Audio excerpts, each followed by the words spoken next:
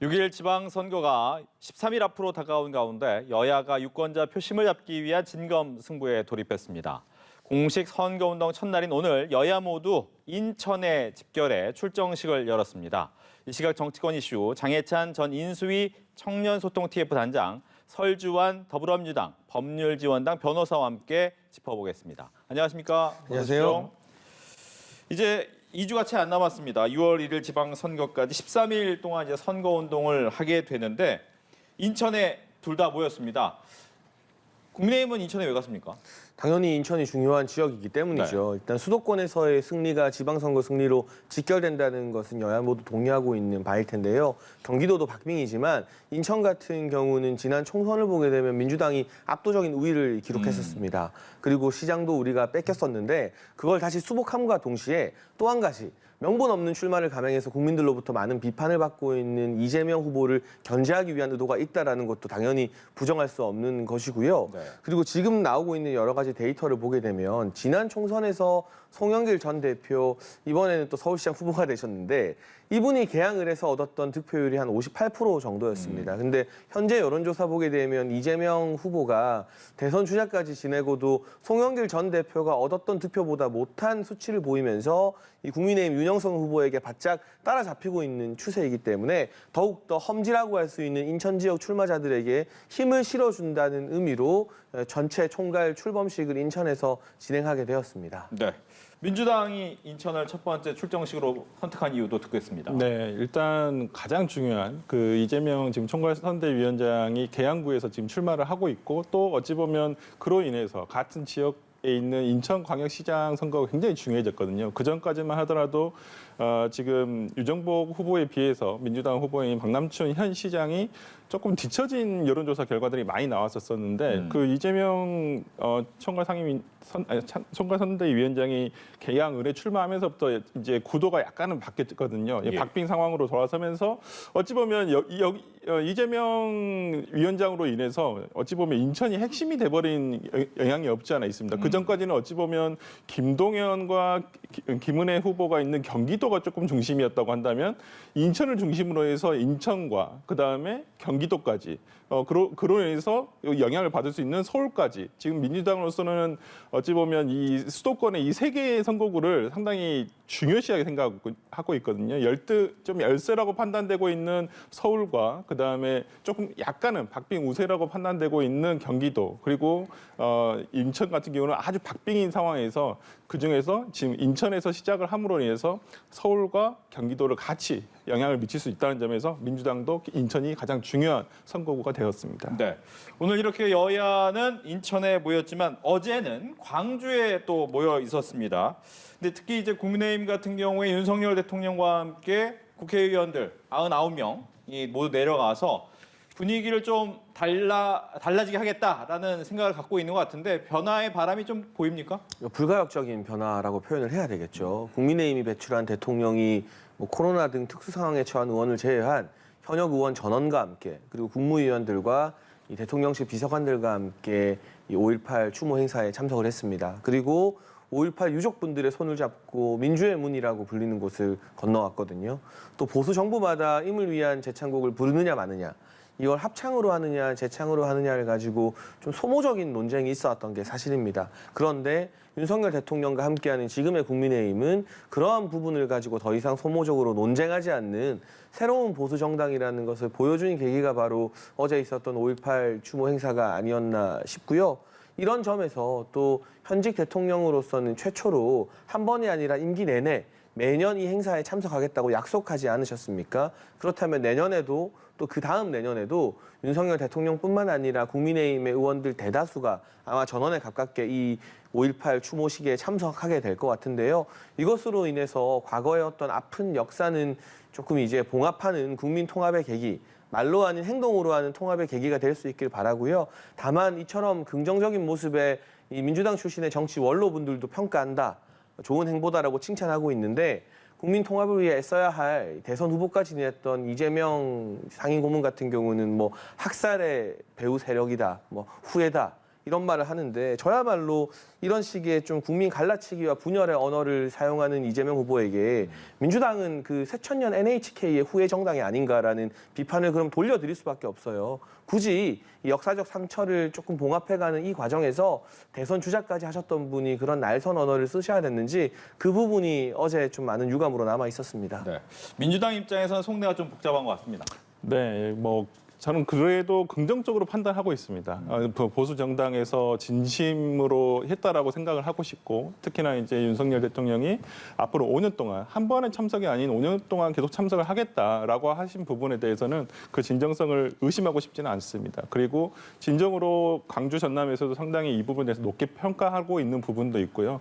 언제까지 이 5.18이라는 것이 국가 권력으로 인한 어떤 인권 침해거든요. 그 부분에 대해서는 명백한 사실이기 때문에 국가가 그 부분에 대해 책임을 져야 되고 그 부분에 보상도 충분히 이루어져야 되고 또 왜 이런 일이 일어났는지에 대해서 역사적으로 사실 규명이 돼야 한다고 생각을 합니다. 그런 면에서 윤석열 대통령이 특히 보수 정당의 다수의 의원들이 참석을 해서 이 부분에 대해서 이렇게 행동으로 보여주신 부분은 상당히 긍정적으로 평가를 하고 이제는 앞으로 국민의힘에서 과거 몇몇 인사들이 망언에 가까운 이런 표현을 한 적이 있고 특히나 저는 지금 강원도지사 후보로 나가신 김진태 후보 같은 경우에도 과거에 이것으로 인해서 공천에서 탈락까지 하지 않았습니까? 물론 본인이 또 사과는 했지만 그 사과의 진정성을 또 의심하는 분도 많지만은 앞으로는 국민의힘에서나 보수정당에서 어느 누구도 이런 5.18과 관련된 망언이 더 이상은 이어지지 않기를 바라면서 어제 5.18 기념식 참석에 대해서는 상당히 긍정적으로 평가를 하고 있습니다. 다만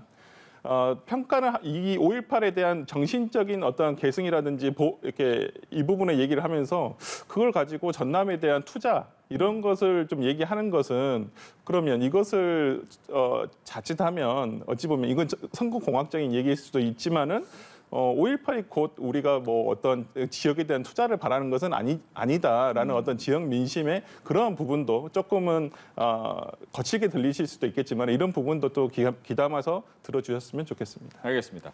지방선거는 이제 여러 가지 변수가 있게 마련입니다. 그중에 한 가지가 바람을 좀 타느냐 뭐 이런 부분이 될 텐데 민주당에서 생각하는 아마 최대 변수 중에 하나는 노무현 전 대통령의 추도식인 것 같습니다. 네. 이때 과연 바람이 좀 바뀔까요? 네, 일단은 그 참 5월달에 행사들이 많은데 이에 또 5.18과 더불어서 5월 23일 또 노무현 전 대통령의 또 추모식이 있습니다. 특히나 이번 추모식이 더욱더 기대가 되는 것은 5년 만에 돌아오는 문재인 대통령의 참석 여부거든요. 네. 분명히 5년 전에 마지막으로 참석을 하겠다. 재임 기간 중에 참석하지 않겠다고 하면서 성공한 대통령이 되어서 다시 참석하겠다라고 하셨거든요. 성공한 대통령인가에 대한 것은 뭐 진영에 따라서 달리 평가할 수는 있지만은 그래도 민주당을 지지한다거나 문재인 대통령을 지지했던 분들에서는 그래도 성공적으로 마무리를 잘 하고 오셨다는 생각을 들기 때문에 아마 민주당 지도부 및 아마 이번 출마자들이 대거 아마 이번 추모식에 참석하지 않을까 싶고 그로 인해서 아마 지금 조금 어려울 수 있는 지역이라고 할 수 있는 부산, 경남 지역에서의 어떤 민주당의 새 몰이도 충분히 가능하고 그리고 그 바람이 아마 수도권에서도 충분히 일어날 수 있을 거라 생각합니다. 네. 윤석열 대통령이 이번에는 참석하지 않겠다라고 얘기는 했던 것 같아요.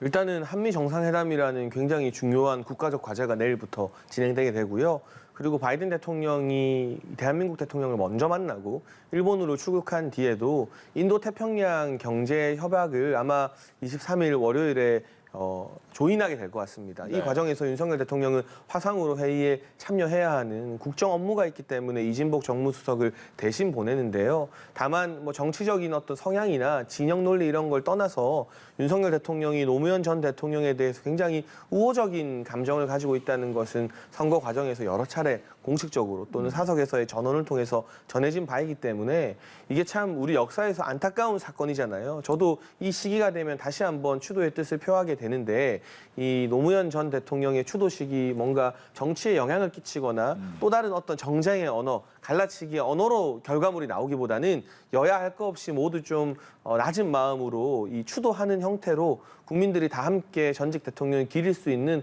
그런 날로 만들어졌으면 하는 바람입니다. 예. 선거 판세를 뭐 지금부터 이야기하기는 조금 어렵지만 광역단체장 판세만 보면 국민의힘 쪽에서는 한 7곳 정도 우세하다라고 보는 것 같고 민주당에선 5곳 정도로 얘기가 나오고 있는데 이 정도 얘기 맞습니까?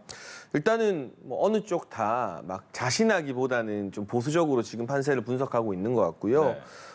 국민의힘 같은 경우도 이 충청에서 지난번 2018년도에는 전패를 했었거든요. 그렇죠. 강원도도 패했었고 하지만 이번 대선에서는 득표율상으로는 우위를 점했었기 때문에 대선에서의 분위기를 좀 이어가겠다라는 의지가 강하고 역시 가장 중요한 것은 서울, 경기, 인천 세 곳의 수도권 지역에 인구가 많기 때문에 이 표심에 민감할 수밖에 없는데 다행인 것은 서울과 인천에서는 그래도 우위라고 평가할 만한 정도의 지표는 나오는 것 같습니다. 다만 경기가 여전히 박빙인데요. 네. 이 현 정부의 어떤 성공적인 국정 운영을 뒷받침하기 위해서 가면 갈수록 정권 안정론이 조금 더 힘을 받지 않을까 조심스레 기대하고 있는 상황인데 제가 좀 눈여겨보는 지역은 세종이에요. 사실은 세종은 국민의힘이 후보 내서 이기기 힘든 지역이거든요. 그런데 지금 조사로 보면 박빙의 결과가 나오고 있어요. 이것부터 뭔가 이 세종시라고 할 수 있는 그동안 전통적인 민주당의 어떤 텃밭이라고 하는 지역에서도 균열이 일어나고 있다. 이걸 국민의힘은 어떻게 받아들이고 민주당은 어떻게 받아들일까? 이게 인구는 적지만 세종시의 특징이 정부 주도로 만들어진 신도시라는 점이고 공무원 인구가 대단히 높다는 점에서 우리 사회에 시사하는 바가 굉장히 많은 지역이거든요. 이 부분을 조금 양당이 선거 결과와 무관하게 깊이 고민해봤으면 좋겠습니다. 네. 민주당에서 이제 새 윤석열 정부에 대한 견제론을 가지고 얘기를 하고 있기 때문에 네. 5석보다는 더 많이 받아야겠다라는 생각은 할 텐데 일단 5석이에요. 네네. 일단은 아무래도 뭐 제주와 호남권, 그 다음에 지금 뭐 경기도를 약간 박빙 우세로 보고 있고, 일단 김동연 후보 스스로는 박빙 열세다. 본인 아직도 지고 있다라고 생각하고 더욱더 긴장감을 가지고 하자라고 하고 있지만은 그래도 뭐 박빙인 것은 사실인 것 같고요.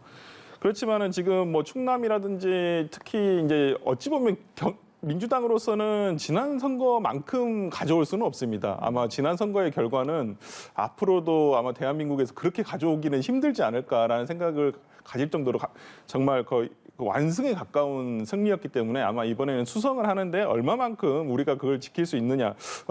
라고 볼 수가 있는데 저는 아까 이제 장혜찬 평론가께서 이제 세종을 얘기하셨지만 저는 강원도 선거를 상당히 좀 주목하고 있습니다. 강원도 선거가 뭐 그 어떤 그 넓이에 비해서는 인구가 적지만은 상당히 굉장히 광범위하게 그 지역이 넓어져 있고 또 지금 보면 이광재 후보와 그다음에 김진태 후보가 어떤 세력대 인물론으로 지금 싸우고 있는 것이거든요. 네. 그렇기 때문에 저는 강원도가 상당히 주목을 받을 수 있을 거라 생각을 하고 지금 민주당으로서는 어찌 보면 이 윤석열 정부의 인수위부터 시작을 한 2개월 동안에 이러한 초반 그 윤석열 정부의 어떤 평가 이거에 대한 균형과 견제의 심의를 가져올 수 있도록 그래서 지난 대선 때 민주당을 지지했던 이재명 후보를 지지했던 분들이 투표를 할 수 있도록 하는 것이 민주당의 전략이라고 볼 수 있을 것 같습니다. 네.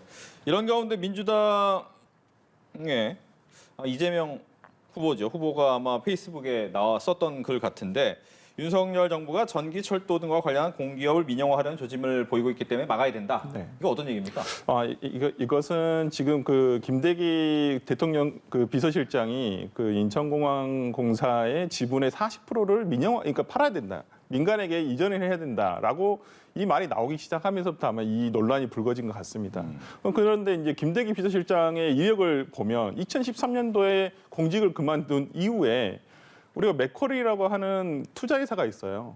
과거에 우리가 이명박 정부 때 그 도로 민자 사업 해가지고 이렇게 도로를 기관 시설들을 설계를 하고 또 이제 설치를 하고 그런 민간 투자회사가 있는데 그게 이제 민영화였거든요. 우리가 보통 그 민자도로라고 하는 것들 있지 네. 않습니까? 특히 가장 문제가 됐던 것이 이제 광주광역시에 있었던 제2순환 민자도로였습니다. 근데 그 계약사항을 보면 손실이 나도 세금으로 보전을 해줘야 되고 어느 일정액 이상까지는 국가에서 다 보전을 하게끔 돼 있어요. 이러한 것이 민영화의 어떤 폐해가 될 수 있거든요. 그러니까 지금 뭐 국민의힘에서는 오늘 권성동 대표가 이건 그 옛날 광우병 파동처럼 선동 아니냐 이렇게 말씀을 하고 있지만은 아니 인천공항공사의 지분을 굳이 40%를 민간 이전할 필요가 뭐가 있으며 또 거기서 40%를 이전한다고 치면 나중에 추후에 50%를 넘어가는 선이 된다고 한다면 그럼 인천공항공사가 민관화되는 것이고 그러면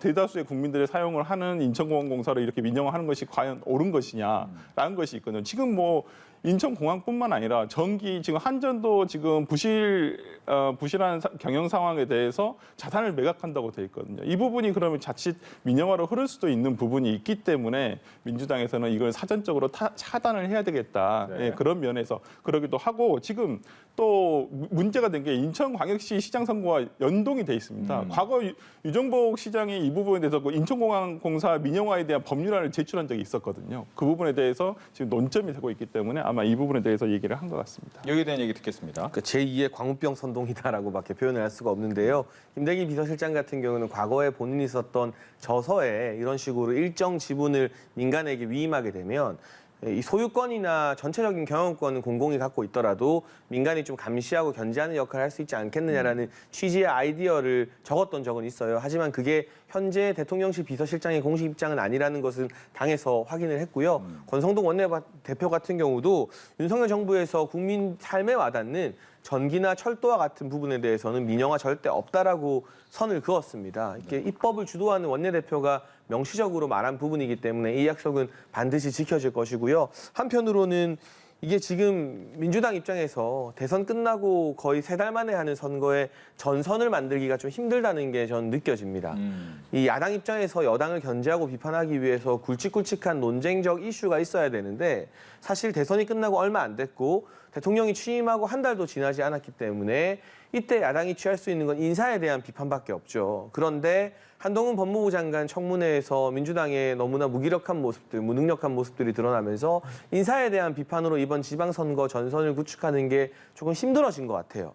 그러다 보니까 과거 이명박 정부에서 민주당이 야당일 때 소위 잘 먹혔던 카드인 민영화라는 이슈를 다시 꺼내든 것인데 제가 뭐 하루 이틀 사이에 여론을 계속 파악하고 당에서 동향을 파악해 본 결과 이게 아직 그렇게 큰 이슈로 국민들에게 번지지는 않은 것 같아요. 일단 권성동 원내대표를 중심으로 해서 이준석 대표도 오늘 페이스북 글을 올렸고 당 지도부가 민영화 없다, 이건 가짜뉴스다 라고 선을 딱 긋고 있기 때문에 이 이슈에 과연 민주당이 그럼 계속 매달릴 것인가 아니면 이제 선거가 2주 남았는데 또 다른 이슈를 발굴할 것인가 저는 후자를 가는 게 민주당 입장에서는 더 나은 방향이라고 생각을 하는데요. 민주당이 계속 민영화 이슈를 주도한다면 저희는 그냥 제2의 광우병 선동이라고 말하는 거 외에는 아닌 거니까요. 다른 뭐 말씀을 더 드리기가 좀 힘듭니다. 알겠습니다. 다음은 이제 한동훈 법무부 장관 이야기 해보겠습니다. 취임 하루 만에 검찰 인사를 단행을 했습니다. 민주당에서 평가는 어떻습니까? 일단은 참 우려스럽습니다. 일단은 우리 그 민주당에서 과거 윤석열 대선 후보 기간에 이거 검찰공화국이 만들어지면 안 된다라고 하는데 정말 우려가 현실로 지금 드러나는 것은 아닌가라는 생각이 들고 저는 개인적으로 이번 인사를 보면서 정말 허탈할 나머지 검찰의 검사가 2,000명인데 대다수의 검사들이 너무 허탈할 것 같습니다. 일 열심히 하는 대다수의 검사들이 특수부만 있는 것은 아니거든요. 검찰에는 특수부도 있고 공안부도 있고 형사부도 있고 뭐 여러 부서가 있고 그러는데 대다수의 검사들은 형사부, 특히나 국민들과 관련된 어떤 범죄들은 대부분 형사부 검사들이거든요. 그런데 이렇게 그 특수부, 특히나 특수부 중에서도 오히려 그 윤석열 대통령과 과거 뭐 경험이 있었던 인연이 있었던 인사들만 전부 다 다시 지금 그 검찰을 장악하고 있다고 볼 수 있거든요. 물론 이것이 능력주의라고 포장은 돼 있지만 누구나 이 사람들이 뭐 윤석열 대통령과의 어떤 친분이 있었다라는 사실을 부인할 수는 없을 거라 생각됩니다. 뭐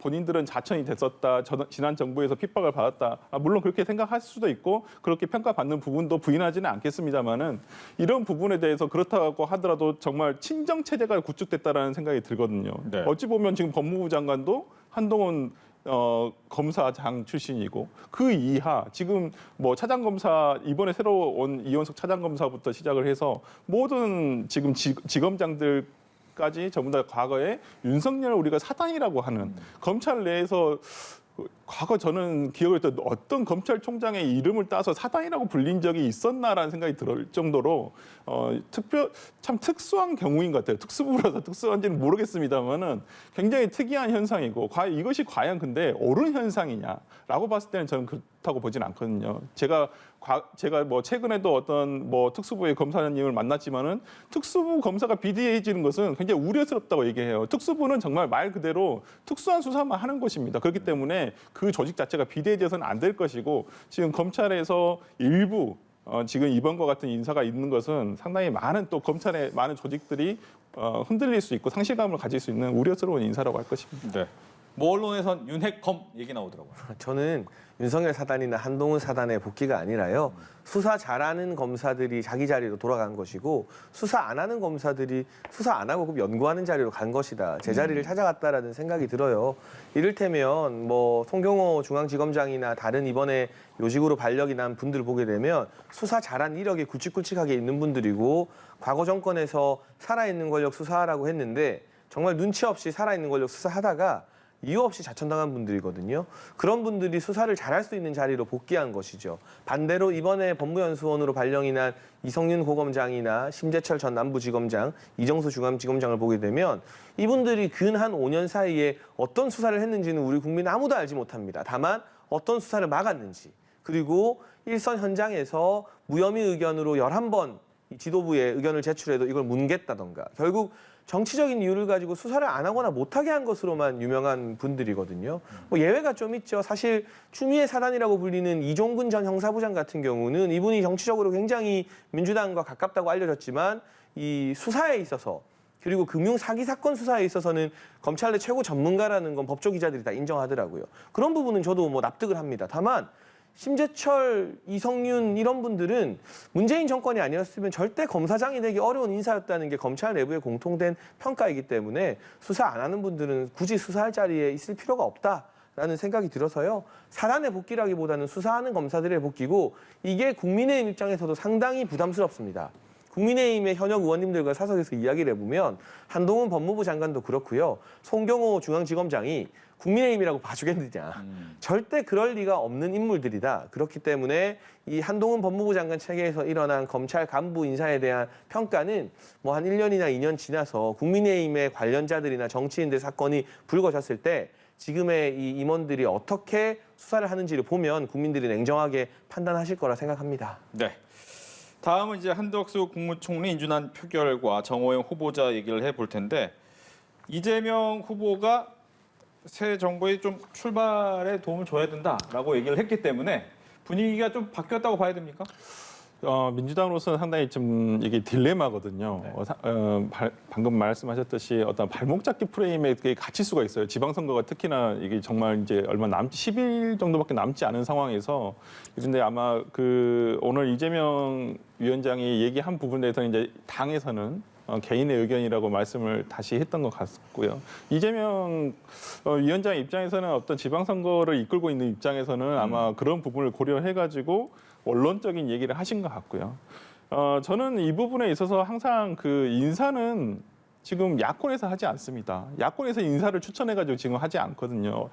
지금 윤석열 대통령이 다 지명을 해가지고 다 지명된 인사거든요. 그렇다고 한다면 이 부분을 풀 수 있는 것은 윤석열 대통령인데 지금 뭐 한덕수 총리에 대해서 인준을 할 것인가 말 것인가. 특히 오늘 강병원 의원 같은 경우는 전체 의원들에게 서신을 돌려서 안 된다. 왜냐하면 강병원 의원 같은 경우는 한덕수 국무총리의 후보의 어떤 이 과정을 인사청문회 과정을 본인이 직접 주도를 했었고 그렇죠. 예, 직접 자세히 했기 때문에 왜 안 되는지에 대해서 얘기를 충분히 하고 계시거든요. 부적절하고 뭐 제대로 해명도 하지 않고 그런 부분에 있어서 한덕수 총리의 예정자에 대해서 지금 거부를 하는 것이 민주당의 당론으로 채택돼야 된다 얘기를 하고 있는데 민주당으로서 상당히 어렵습니다. 이 부분이 어떻게 결정을 해야 될지 아마 의총을 거쳐서 의총의 결론이 날지 아니면 의원들 개인에게 맡길지는 모르겠습니다만은 저는 이 부분을 풀 사람은 윤석열 대통령이다. 정호영 장관에 대해서 정리를 해주셔야지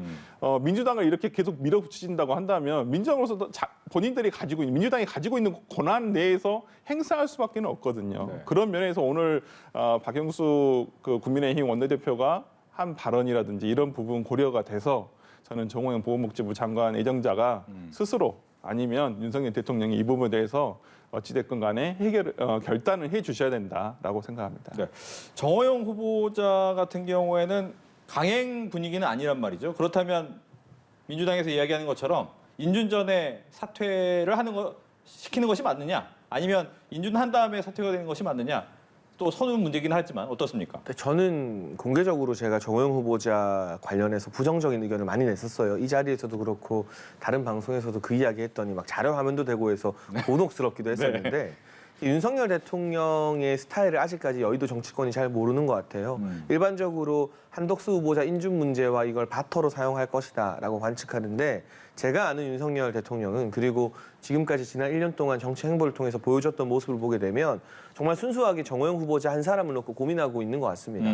주변 참모들은 정무적인 조언을 하겠지만 이 대형 병원을 운영해본 경험 있는 전문성을 높게 평가하면서도 국민적 눈높이가 조금 정호영 후보자를 부정적으로 보는 것, 이 사이에서 깊은 고민을 이어가는 것이지 한덕수 후보자 인준을 해주면 사퇴하고 인준을 안 해주면 강행하고 이런 일반적인 어떤 여의도식의 셈법으로 정호영 후보자 인사 처리 문제를 대통령이 고민할 것 같지는 않아요. 이거는 별개의 문제로 보는 것이 맞고 민주당에서도 공식적으로는 한덕수 인준 문제와 한동훈, 정호영 등 주요 장관 인준 문제는 임명 문제는 전혀 다르다.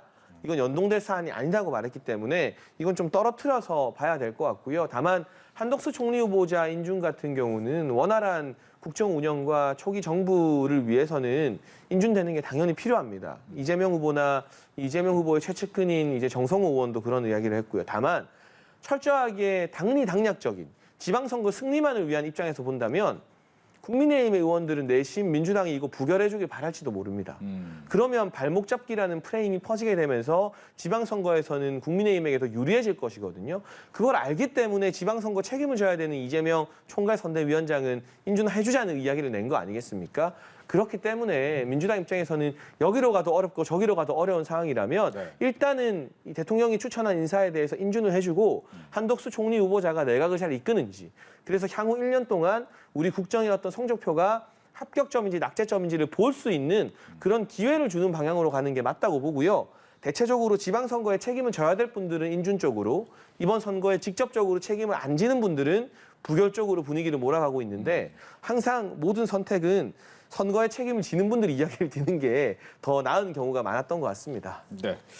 이제 바이든 대통령이 방한을 하죠. 우리나라 왔다가 일본 가게 되는데 윤석열 대통령과의 정상회담이 있습니다. 첫 번째 정상회담. 어떤 이야기가 나와야 될지 이번엔 먼저 이야기를 해주시죠. 일단 중요한 것은 북한 문제. 오늘 국정원 정보보고에 의하면 북한이 핵실험 준비를 모두 마치고 시행하는 것만 남아있다고 하잖아요. 뭐 한때는 평화 무드였지만 하노이 노딜 이후로 북한이 거의 브레이크 고장난 8톤 트럭처럼 막 달리고 있는데 이 부분을 어떻게 한미가 억제력을 발휘해서 북한에게 분명한 메시지, 이런 도발과 핵실험으로는 원하는 것을 얻을 수 없다는 메시지와 함께 다만 대화에 복귀할 경우 조건 없이 대화할 수 있다는 그런 메시지를 줄 것인가가 하나의 문제이고요. 또 한 가지 주목되는 것은 역시 경제 안보 문제인데요. 이제는 외교 안보와 경제, 대외 무역을 따로 떨어져서 놓고 생각할 수가 없잖아요. 그러니까 반도체 같은 경우는 국가의 주요 전략 자산, 안보 자산이 되었기 때문에 23일에 발족 예정인 그 인도 태평양 경제 협력체도 그렇고 특히 지금 수급이 딸려서 굉장히 전 국가적으로 고통을 겪고 있는 반도체 문제도 한미가 어떻게 풀어나갈 것인지 경제와 관련된 이 이야기도 매우 중요한 의제로 논의될 것 같습니다. 예. 네, 이번 어찌 보면 윤석열 정부의 첫 외교 실험 때라고 볼 수 있을 것 같습니다. 특히나 우리 가장 그 우방국인 미국 대통령의 방한을 맞이해서 특히 뭐 지금 또 북한 문제도 상당히 불거지고 있고 미사일 뭐 ICBM이라든지 이런 부분들이 계속 지금 도발되고 있는 상황에서 미국과 어떤 안보 협의, 특히나 제일 윤석열 대통령이 가장 후보 시절부터 가장 외쳐온 것이 안보였거든요. 이 부분에 대해서 강성 기류로 갈 것인지, 최근에 당선된 이후 최근에는 어떤 대화의 기류도 있거든요. 북한에 대한 인도적 지원이라든지 이런 부분. 그래서 이런 지원을 통한 어떤 평화 무드를 만들어야 된다는 점에서 아마 바이든 대통령과의 어떤 협력을 할 것이고, 오히려 바이든 대통령 입장에서는 물론 북한 문제도 있습니다만은 지금 그러니까 바이든 대통령이 당선되면서부터 지금 어떤 세계 반도체 회사들을 상대로 해서 미국의 반도체 공장을 증설해라, 아니면 설립을 해라. 지금 이 부분이 있기 때문에 이번에 삼성 반도체 방문이라든지 이런 부분들을 오히려 바이든 대통령 입장에서는 훨씬 더 중점을 두고 있을 거라고 생각이 들거든요. 그런 부분에서 경제 협력이 잘 될 수 있도록 아마 윤석열 대통령이 이번에 첫 시험대에서 잘 통과될 수 있게 있기를 바라고 있겠습니다. 예, 이렇게 해서 정치권 이슈 두 분과 함께했습니다. 오늘 이야기 잘 들었습니다.